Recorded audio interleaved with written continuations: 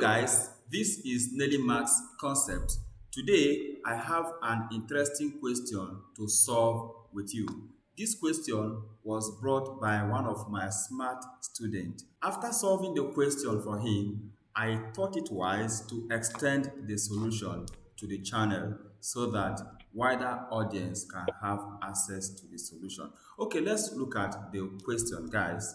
It says, during 1 year in a school, 5 over 8 of the students had measles, half had chickenpox, and 1 over 8 had neither. What fraction of the school had both measles and chickenpox?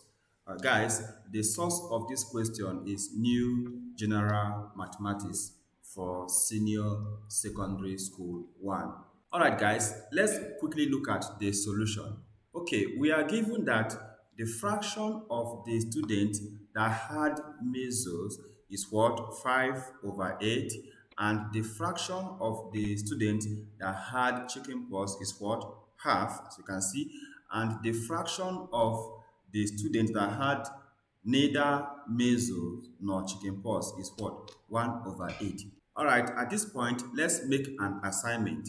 Let the fraction of the students that had both measles and chickenpox be x. So now, let us slot this information in John Vein's diagram. We are going to start our representation with what? The student that had both measles and chickenpox, and that is what? X. Okay? But we are given that the total fraction of the students that had measles is 5 over 8. Already x is part of the 5 over 8. So we are going to subtract x from 5 over 8, okay, for measles.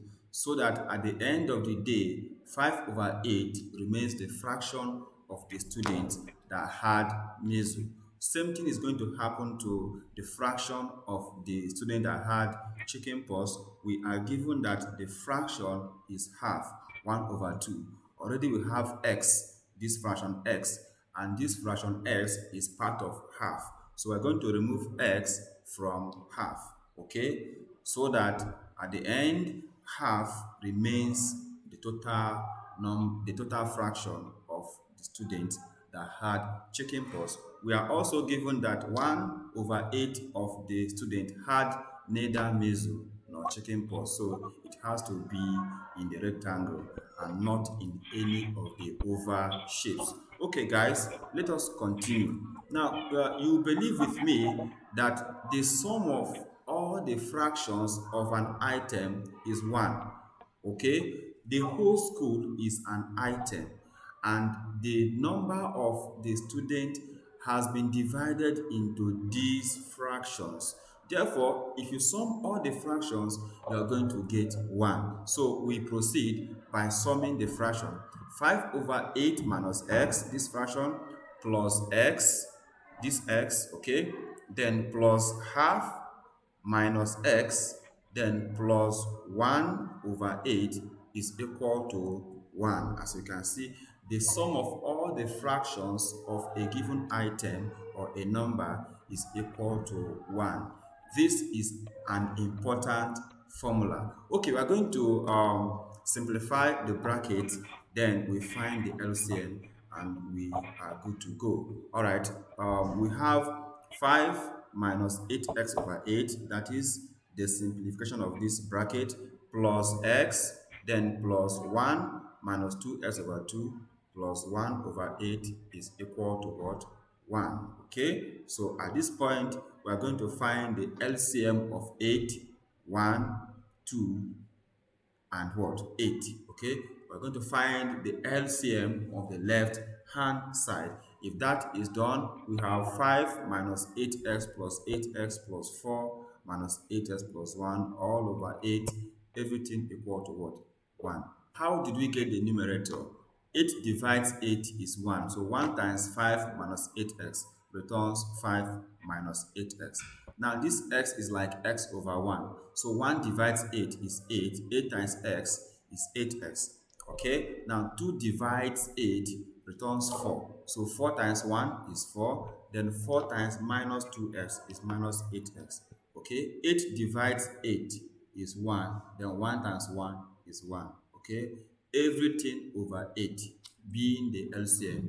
Then we maintain the right hand side. So we're going to simplify the numerator of the left hand side to have 10 plus 8x over 8 equal to 1. When we cross multiply, we have 10 minus 8x equal to 8. Then we proceed by taking 10 to the right hand side of this equation, and that returns minus 8x equal to what? Minus 2. Of course, 8 minus 10 returns minus 2. Now we have negative signs at the both sides of this equation. So the minus signs have to cancel out so that we'll be left with what? X equal to 2 over 8, and 2 over 8 is what? 1 over 4. Okay, so if x is 1 over 4, how do we interpret this answer? It means 1 over 4 of the student had both measles and chicken pox. This is the answer to this particular question. If you substitute for x in this particular equation, you are going to get 1. This is just an approach that we gave this particular question. Of course, there are another way it can be solved. This is not just the only way to solve this particular question. I believe you learned a lot from the solution. If you enjoyed this video, kindly give it a thumbs up. You can as well subscribe to this beautiful channel. When you subscribe to this channel, it means whenever a new video is uploaded, you will get to know, you will get a notification. Okay, you can drop comment as well, and you can as well share this video to those you feel it will help. Thank you so much. Expect more from Nelly Maths Concept. Bye for now.